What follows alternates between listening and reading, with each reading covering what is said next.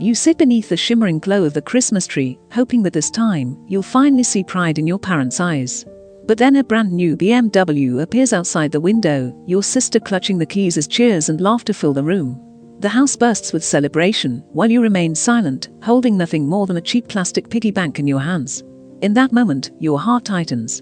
Have you always been nothing more than a shadow behind someone else's spotlight? If one day, your years of effort were reduced to a mere afterthought, what would you do? And if you've ever seen yourself in moments like these, a gentle like and subscribe will keep you close as we uncover drama stories that strike straight to the heart. You sit in that glowing living room, the Christmas lights flickering like stars you cannot touch, and already your mind drifts far beyond the moment. Because what just happened, the new BMW keys shining in your sister's hand while you hold a plastic piggy bank, is not new. It is the same melody that has played your entire life, a song where you were always the quiet harmony and never the solo. You realize that this moment, sharp and humiliating as it feels, is only another verse in a story that began long ago. You remember birthdays as if they were marked into your skin. Her 5th was dazzling, ponies clattering in the yard, ribbons twirling in the air, neighbors crowding to cheer. Your 6th, the very next year, was 2 friends from school and a store-bought cake sagging under melting frosting. When you asked why, the answer was simple and cruel, wrapped in gentle tones. Your sister needs the social stimulation. You're independent. You don't need much. That word, independent, followed you like a shadow. At first it sounded strong, almost complimentary, but over time you learned the language. Independent was their way of saying invisible. High school didn't change the script. You graduated top of your class, valedictorian, speech trembling in your hands as you spoke of dreams and persistence. You looked into the audience and saw only empty seats where your family should have been. They were at Chelsea's junior varsity game instead, promising later to watch the recording. The tape remained unopened until you packed it away in a box. Your mom's explanation echoed in your ears. Your sister needs encouragement. You always succeed without her help.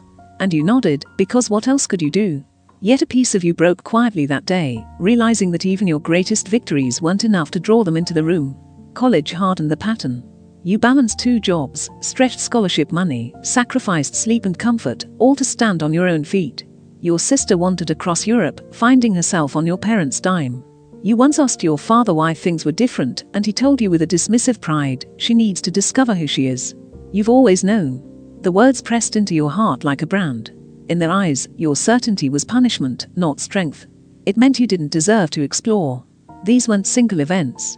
They were threads, woven into the fabric of your life, until you could no longer separate yourself from the silence you carried. Each sacrifice you made, each achievement you stuck like bricks, built a fortress of responsibility around you. You became the child who needed nothing, who asked for nothing, who endured everything.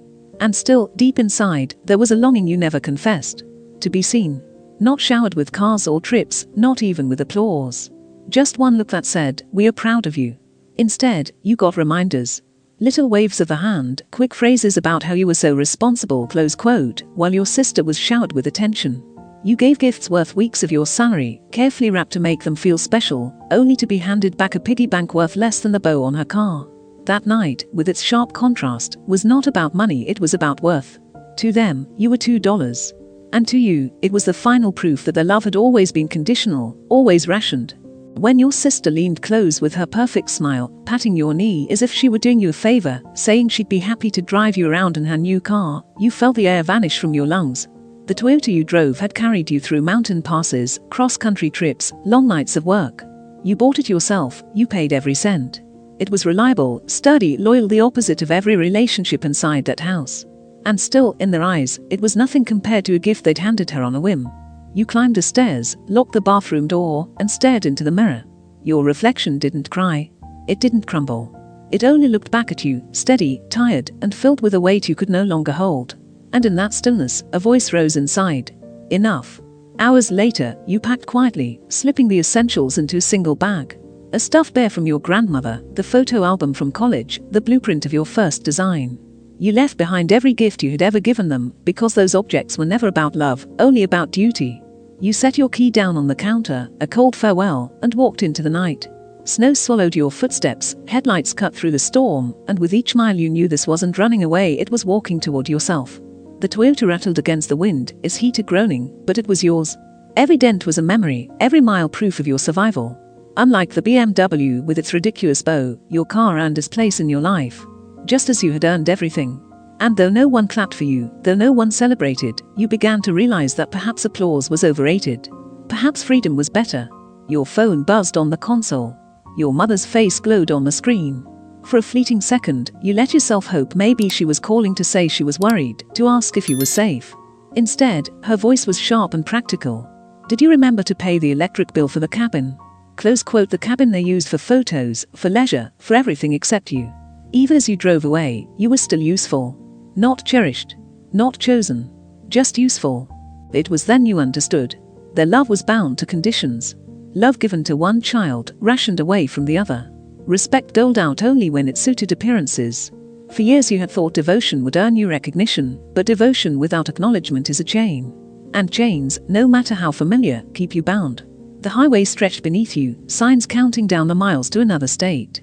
You remember the birthdays, the graduations, the sacrifices, all of them stuck like evidence in a trial no one wanted to hear. But as dawn touched the horizon, painting the snow in gold, a different thought emerged. Maybe you no longer needed them to hear it. Maybe the truth wasn't meant for them at all. Maybe it was meant for you. Because sometimes the bravest act is leaving the table where love is measured out in scraps. Sometimes survival is building a new table with your own hands, even if it begins empty. And as you whispered those words into the silence, I am enough, even if they never see it, you felt the first breath of freedom fill your chest. This was your past, heavy and unrelenting, but also the foundation of your choice. Painful, yes. Necessary, yes. Because sometimes you must lose what you thought was home to finally understand what home truly is. And while others might see your departure as rebellion, you know it is reclamation. You are not running away, you are claiming your life. As the road carried you forward, you felt a flicker of something unfamiliar. Not yet joy, not yet peace, but possibility. A horizon that belonged to you, a city waiting with open arms, a friend who had always believed in you. And though the snowstorm raged, the path was clear. For the first time, it was yours. And if you've ever carried memories like these moments when your worth was measured unfairly, when your voice was silenced in the shadow of someone else's spotlight, you know how heavy that silence feels. But here is the truth. You are not defined by the gifts you didn't receive, the applause that never came, or the recognition withheld. You are defined by what you choose next. And if this story resonates with you, if you've ever stood at that invisible edge between silence and self-worth, then walk with me a little further. Because there are more chapters to come, and together we will uncover drama stories that remind us all that pain, when faced, can become strength. The road carried you south, and with every passing mile you felt both lighter and heavier. Lighter, because you were finally stepping away from the constant comparison. Heavier, because leaving meant admitting what you had always feared, that your parents' love came with conditions you could never meet. Still, the snow kept falling, the Toyota kept pushing forward, and something inside you whispered, "This is the right choice." When you reached Oregon's southern edge, dawn painted the world in fragile light. That's when your phone rang again, your father's number glowing insistently on the screen. You didn't answer. The voicemail was thunderous even through the small speaker. "If you don't return the car immediately, I report it stolen." Your car. Your name on the title. Your years of payments stamped into every receipt. To hear him reduce it to something they could take away with a phone call, this was not just betrayal. It was the mask finally slipping. And then came your mother's message, her voice trembling as she said, "My doctor says my blood pressure is dangerously high from the stress you're causing. Is this what you want? To put me in the hospital?" Close quote. It wasn't worry for you. It wasn't reflection. It was blame, laid neatly at your feet, as if her choices and years of favoritism could somehow be excused by pointing to your so-called selfishness. You deleted both messages, but your hand shook long after the screen went dark. Monica's voice, when she called, was the opposite. Warm. Steady. "Come to San Francisco. Stay with me. Family doesn't treat you like that." You wanted to protest, to insist you couldn't impose, but she cut you off with a firmness you weren't used to. You spent your whole life giving. Let someone give to you for once. And just like that, the cracks in your chest widened, because the word help had always been foreign. In your family, help flowed in one direction, toward Chelsea. Never toward you. By the time you crossed into California, the weight of 32 missed calls and dozens of texts buzzed against your phone like angry bees. You silenced them all, and in that silence found the faintest breath of peace. You pulled into a diner as the sun climbed higher, and the waitress, silver-haired and seasoned by decades, slid you a cup of coffee and said, "Honey, I know heartbreak when I see it. Blood makes you related. Love and respect make you family." Her words lingered long after you left, because they named the truth you had always felt, but never dared to say out loud. Weeks passed, and your family's messages shifted from confusion to concern to something darker. They accused you of immaturity, selfishness, cruelty. They painted themselves as victims of your decision to walk away. And when your father threatened to report your Toyota stolen, you almost laughed, not because it was funny, but because it revealed how fragile their authority became once you stopped bending beneath it. Still, you moved forward. You applied for a transfer, got it, and stepped into a new life in San Francisco. Yet betrayal has a way of following you, even across state lines. It showed up in whispered rumors, old colleagues sending you screenshots of your sister's carefully filtered posts about family heartbreak, close quote, vague captions about praying for those who had lost their way. It showed up in the narrative your parents spun, that you had suffered a breakdown, that you were reckless, that you were unstable. They rewrote your life like authors desperate to erase their own mistakes. And yet, in your new city, no one saw that version of you. Your co-workers saw precision, innovation, strength. Monica saw resilience. Your therapist saw the patterns you were finally learning to break. The betrayal, though sharp, began to feel less like a knife and more like a scar, a mark of where you had been, not where you were going. Then came the wedding. The invitation arrived months later, your cousin Vanessa's handwriting elegant, your name written without a +1. You knew what it meant. A summons back into the fold, dressed up as celebration. For weeks, you debated whether to go. But in the end, you chose not to hide. You booked a hotel 4 blocks away, not their rental house. You rehearsed boundaries like lines in a play.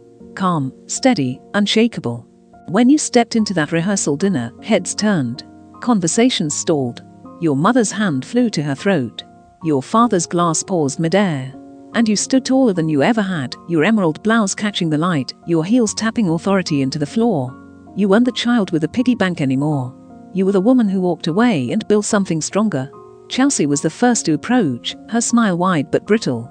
You look amazing, close quote, she said, hugging you quickly before adding, I had to trade the BMW. Got a Honda now, more practical. You caught the flicker in her eyes, the silent admission that the world no longer bent to her the way it once did. For a moment, you felt something unexpected. Compassion. Not the rescuing kind, but the quiet recognition that she too was unraveling under the weight of choices she never learned to make. Later that night, your father cornered you, bourbon heavy on his breath. Family sticks together, no matter what. The old authority lingered in his tone, but something had shifted. His shoulders slumped, his words lacked conviction. You met his gaze and replied softly, do they, Dad? Or do some stick together while others get pushed aside? Close quote, his face reddened, his retort clumsy. And when you whispered $2 in a piggy bank that was your definition of support, close quote, his silence said more than any denial could. Your mother tried tears in the restroom, reaching for your hand and insisting, we miss you so much. You kept washing your hands, replying gently, I miss who I thought you were, too. Because that was the truth. You weren't grieving their absence, you were grieving the parents you never truly had. The climax came in the library the next day. They staged an intervention, pulling you into a circle of accusations. Lost jobs, fragile health, mounting debt, all somehow framed as your fault. 7 months ago, you would have crumbled under the weight of the guilt. But this time, you laid out the evidence. Birthday photos, financial records, bank statements. You showed them the ledger of a lifetime of favoritism. Their denials collapsed under the weight of proof. You placed the piggy bank on the table, its hollow sound echoing in the room. You spilled $2 bills across the surface, one for every week since you left. This isn't about money, close quote, you told them. It's about what you thought I was worth. Chelsea picked one up, turning it over, her voice trembling, as she admitted she had never realized how lopsided it all looked. Your parents sat stunned, the fortress of excuses cracking before your eyes. For the first time, you saw it clearly. Betrayal wasn't a single act. It wasn't just the car, or the piggy bank, or the forgotten birthdays. It was the pattern. It was the years of silence, the excuses dressed as love, the manipulation wrapped as care. Betrayal was the story they wrote about you, one where you were always less. And the most powerful choice you ever made was stepping out of the narrative to write your own. You walked out of that library lighter, not because the betrayal had vanished, but because you refused to carry it any longer. And if you've ever failed, you left the library that day with your heart pounding, your purse heavier with documents yet lighter with relief. For the first time, you had spoken aloud the things that had lived only in silence, and the air itself felt different, charged with a clarity that could not be erased. Your parents had seen the evidence laid bare, the photos, the bank statements, the lopsided history of attention and affection, and, while they tried to hide behind excuses, even they could not deny the undeniable. For decades you had carried the weight of invisibility, but in that room, you placed the burden squarely back into their hands. Yet even as you walked out, the battle wasn't over. Betrayal never ends in a single confrontation. It lingers, finding new ways to claw at you. In the weeks after the wedding, whispers floated through your extended family. You had changed, they said. You were cold, you were ungrateful, you were cruel. Stories twisted until the person they described bore little resemblance to you at all. And your sister, once radiant in her privilege, found herself unraveling in her own ways, clinging to appearances as the cracks in her life widened. Chelsea called you one night, her voice thinner than you had ever heard it. Gone was the confidence, the certainty that the world would always provide. "I don't know how to do this," close quote, she confessed, her words tumbling over each other. "The debt, the client's dad can't help anymore.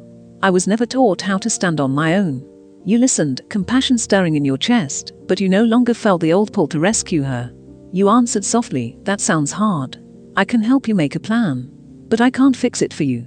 It was the first time you allowed yourself to care without sacrificing yourself, to stand firm in the boundary between empathy and servitude. Meanwhile, your parents retreated into silence. Sometimes it was an absence, sometimes it was a void filled with vague attempts at guilt, sometimes it was simply nothing at all. You learned to live with that space, to stop fearing it, to see it not as rejection, but as room for your own life to grow. And grow it did.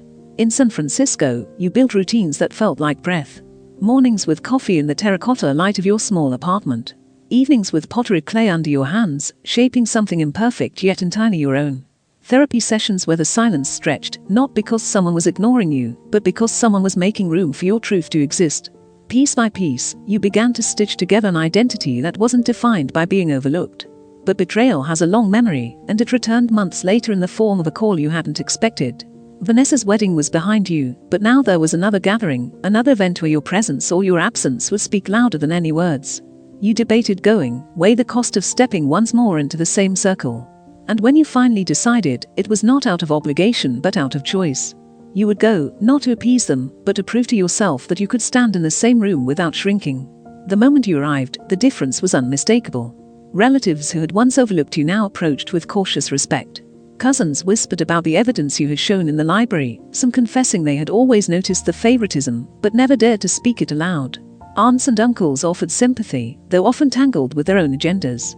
You stood through it all, steady, letting their words wash over you without binding themselves to your worth. Your father tried again, cornering you with the same old refrain. Family sticks together. But this time, his words lacked weight, sagging under the truth you had already unveiled.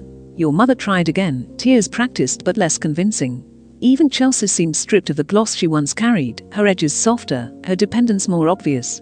It struck you then that while you had carried pain, you had also carried strength, forged in silence but unbreakable now.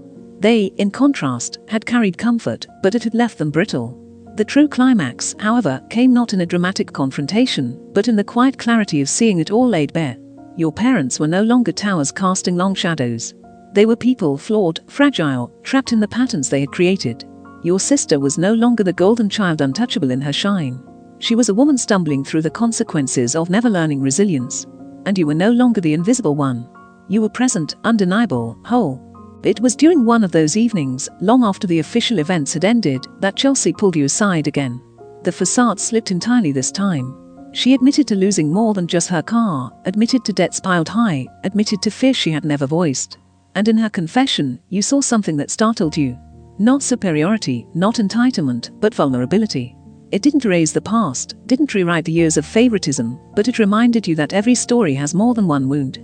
She carried hers differently, hidden beneath layers of advantage, but still carried it nonetheless. For the first time, you did not see her as a rival, but as a mirror, another product of the choices your parents had made. You didn't excuse it, but you understood it. And understanding, without obligation, was its own kind of power.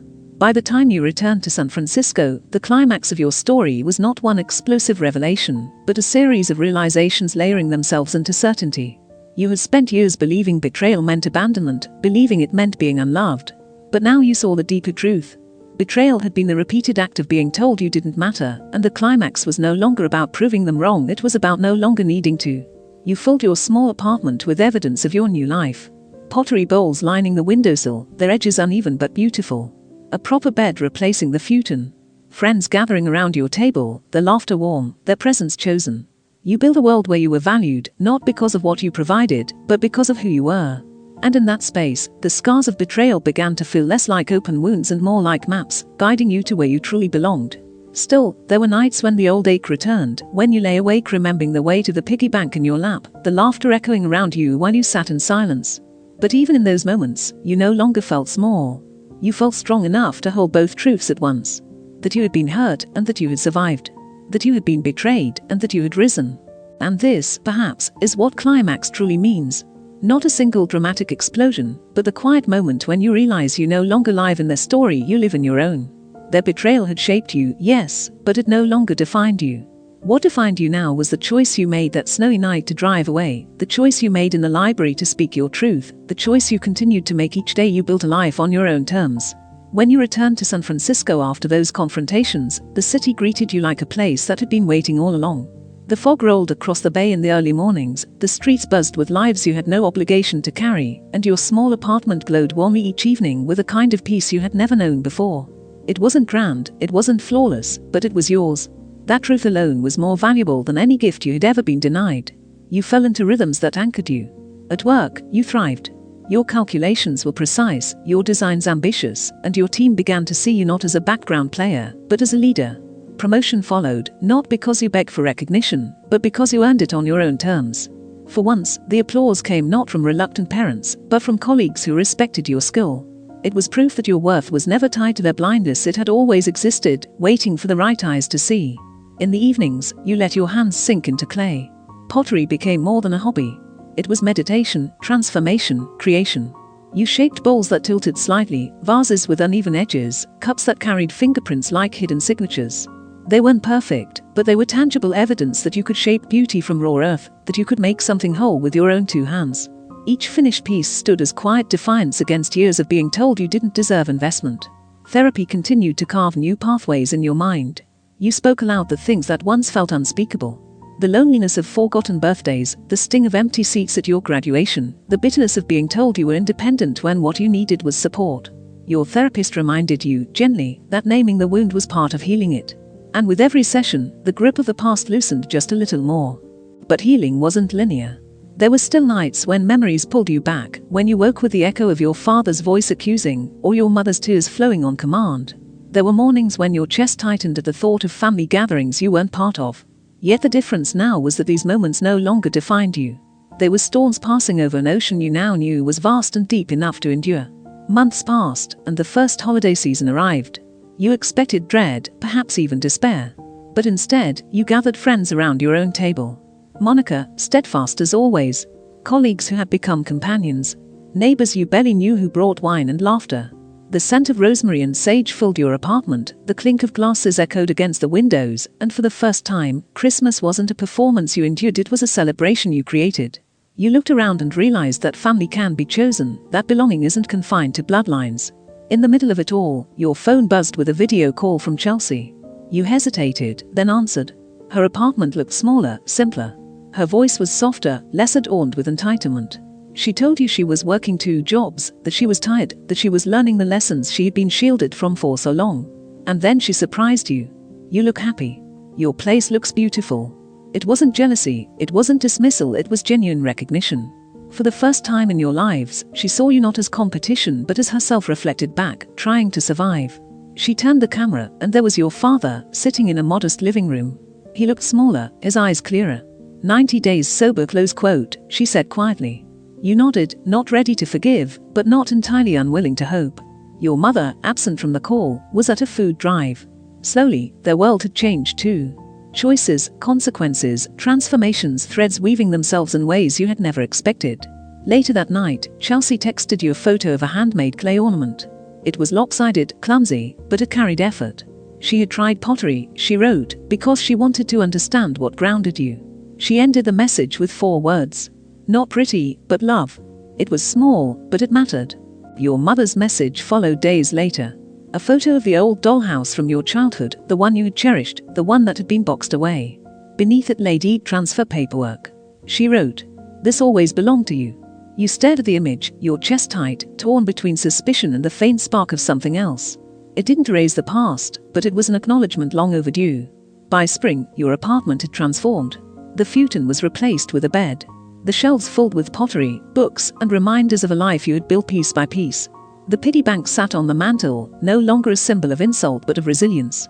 Inside it, you tucked $2 bills week by week, not as reminders of neglect, but as markers of your own growth. Each bill whispered, you are worth more than they ever allowed themselves to see. Summer brought new beginnings in unexpected forms. You met someone, Elliot, an environmental engineer with steady eyes and a quiet strength. At first you resisted, conditioned to equate love with burden. But his presence was different. He didn't demand, didn't diminish, didn't distract. He simply stood beside you, steady as stone. Over months, you learned what partnership could mean when it wasn't tangled in manipulation. His laughter filled corners of your apartment, his hands carved the turkey at Christmas, when you admitted you had never learned how. And slowly, carefully, you allowed yourself to believe that love could be gentle. By the time another year had passed, the storms of betrayal no longer raged the same way. They were still there, in echoes and shadows, but they didn't control the weather of your life. You had chosen boundaries, chosen healing, chosen people who celebrated you not for what you provided, but for who you were. The resolution of your story wasn't triumph over your family, it was triumph over the narrative they had written for you. You had been cast as the shadow, the background, the responsible one who needed nothing. But you rewrote the script. You became the woman who walked away, who spoke her truth, who built a world where her worth was unquestionable. And perhaps the greatest resolution of all was this. You no longer needed their recognition to feel whole. You could accept gestures of change without relying on them. You could see your sister's vulnerability without sacrificing yourself to save her. You could acknowledge your parents' slow transformations without forgetting the years of pain. Because resolution does not mean erasing the past. It means standing firmly in the present, knowing you survived it. On a quiet evening, you stepped out onto your balcony. The bay stretched wide before you, the bridges glowing against the night sky, the buildings you had helped design standing strong in the distance. You whispered words you once never dared to say. Worth is not something I earn by pleasing others. Worth is something I claim by refusing to accept less than I deserve. The wind carried your voice away, scattering it into the city below, but it didn't matter who heard. For the first time, the only audience you needed was yourself. And in that stillness, you realized the story of betrayal had transformed into the story of becoming. Standing on that balcony, with the city lights shimmering like constellations, you finally understand